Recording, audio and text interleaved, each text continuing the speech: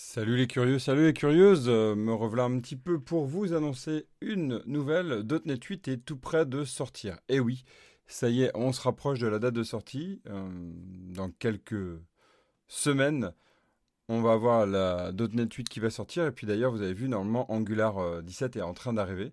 Vous savez qu'on surveille pas mal chez Dev2B ces deux frameworks. Alors, dans mes recherches de tout ce qui est présent dans .NET 8, ça m'a amené des recherches sur tout ce qui est présent sur .NET 7. Et oui, il y a plein de choses qu'on avait déjà testées, mais il y a des choses qu'on n'avait pas testées sur .NET 7, plus particulièrement en ASP.NET Core 7. Enfin, on l'avait déjà testé, mais pas aussi précisément. C'était les problèmes details. Je ne sais pas si ça vous parle. Et ces problèmes details, bon, j'en reparlerai, nous a emmené de fil en aiguille à découvrir une fonctionnalité où on peut en fait créer son propre writer avec mon super accent qui va en fait permettre d'aller spécifier comment on va écrire en fait notre réponse suivant ce type d'erreur. Mais en fait, on peut se poser la question de comment bien détecter que c'est tel type d'erreur pour tel type de writer. Grosso modo, ce que je veux dire par là, c'est qu'on peut décider à quel moment on va déclencher cet écriveur dans le stream d'erreur ou ne pas le déclencher. Alors, ça nous a amené à une fonctionnalité que j'avais vue il y a très longtemps, mais passée vite fait, puis en fait, jamais eu l'occasion de l'utiliser. Et c'est toujours bien de rappeler des notions qui existent depuis .NET Core 3 et qui, en fait, reviennent au goût du jour avec tout ce qui est en train d'arriver sur cette dernière version. Alors, attention, c'est vraiment bas niveau, en fait, du côté requête. Imagine une requête qui arrive, vous savez que cette requête, eh bien, on va pouvoir se greffer dessus et lancer plusieurs étapes qui vont être des intergiciels, donc des middleware, l'une faisant une fonctionnalité, puis passant une autre fonctionnalité à sa voisine, donc grâce au Next. Vous connaissez sans doute ça, donc les middleware. Si vous ne connaissez pas, je vous en reparlerai. Et en fait, je te reparlerai. Et en fait, ce qui peut être sympa, c'est de se dire, tiens, je suis dans une requête, donc j'ai mon action qui arrive, que je sois en minimal API ou pas d'ailleurs, j'envoie une information et juste avant, j'aimerais bien en fait préciser une information, un peu comme si je faisais une sorte d'injection de dépendance juste pour cette requête au moment où c'est moi qui le décide. Donc c'est pas en amont, c'est moi qui injecte une notion et je vais pouvoir la récupérer. Vous connaissez peut-être les requêtes request.items, hein, qui est un peu le même principe. Et donc là, qu'est-ce que je vais utiliser? Ce qu'on appelle les features. Donc, je vais faire un request.feature et je vais aller ajouter en fait cette fonctionnalité à l'intérieur. Donc, je vais faire un context.features.set.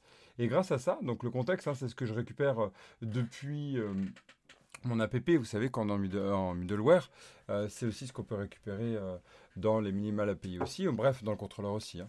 Et donc, on va faire features.set et on va aller setter un type donné. On peut créer par exemple une variable de type error feature si on veut. On peut en fait mettre ce qu'on veut. Et des exemples qu'on trouve aussi sur Internet qu'on peut trouver, c'est avec, je mets une horloge, puis je vais compter le temps. Comme ça, je peux savoir quel est le temps entre le moment où il y a l'erreur, ou le moment où j'ai fait ma requête, et le moment où je reçois dans mon middleware. Et ça, c'est vachement pratique parce qu'en fait, on va pouvoir setter ça dans donc mon action. Et puis après, dans un middleware, on va faire un use et on va faire if. J'ai ma feature qui est détectée. Et à ce moment-là, je vais pouvoir appliquer telle ou telle fonctionnalité. Et ça, c'est quand même super puissant, puisqu'en fait, derrière, vous allez pouvoir filtrer. Donc, par exemple, là, un exemple qui est montré, hein, et qui est pratique, c'est donc, j'ai une erreur de type X. Et donc, en fait, je vais pouvoir faire un features.get de mon erreur. Donc, c'est la méthode .get, hein, de features, c'est une méthode générique. Donc, il suffit de mettre le type, il est capable de le reconvertir. Dès quand je le récupère, eh bien, je vais essayer de choper le service que j'ai injecté. Vous irez voir, c'est le problème details writer et qui permet en fait, si on a injecté notre classe en pas en scope, mais en transient, hein, par requête, mais par requête à chaque demande, hein, pas juste la requête complète. Et on peut le faire aussi d'ailleurs en requête complète, hein, ma foi, c'est pareil. Et bien à ce moment-là, on va pouvoir par exemple déclencher tel ou tel gestionnaire d'erreurs. Et ça, c'est très puissant, puisqu'en fait, on va pouvoir déléguer après ce write async, par exemple, du service, hein, des problèmes details. Vous pourrez aller voir ce que c'est pour aller gérer cette partie. Alors, c'est pas obligé d'être utilisé pour ça, on peut l'utiliser vraiment pour plusieurs cas. Ce cas-là est une des possibilités, c'est-à-dire coupler les problem details qui existent, qui viennent d'apparaître en ASP.NET Core 7 et qui sont en train d'être améliorés en ASP.NET Core 8 avec une fonctionnalité qui existe depuis ASP.NET Core 3.0. Bon, eh bien c'est cool tout ça. J'espère que cette information vous a plu. Je te dis à très vite pour très bientôt de nouveaux lives, hein. Là, il y a eu vraiment une pause. Je souhaitais redémarrer, mais on va faire une petite pause. Alors, c'est sûr, toi, si tu écoutes ça depuis un petit moment et que tu as fait une pause toi aussi, Bon, bah, tu la sentiras pas. Mais pour toi qui est assidu à l'ensemble des épisodes de d'F2B Curious, c'est sûr que bah, 2 petites semaines, ça fait toujours bizarre. Je te laisse, je te souhaite une bonne soirée ou une bonne journée, ça dépend du moment où tu écoutes. Et je te dis bon code, même si ChatGPT existe, je te souhaite de coder toujours et encore et de prendre plaisir à créer du code et pas juste copier-coller du code.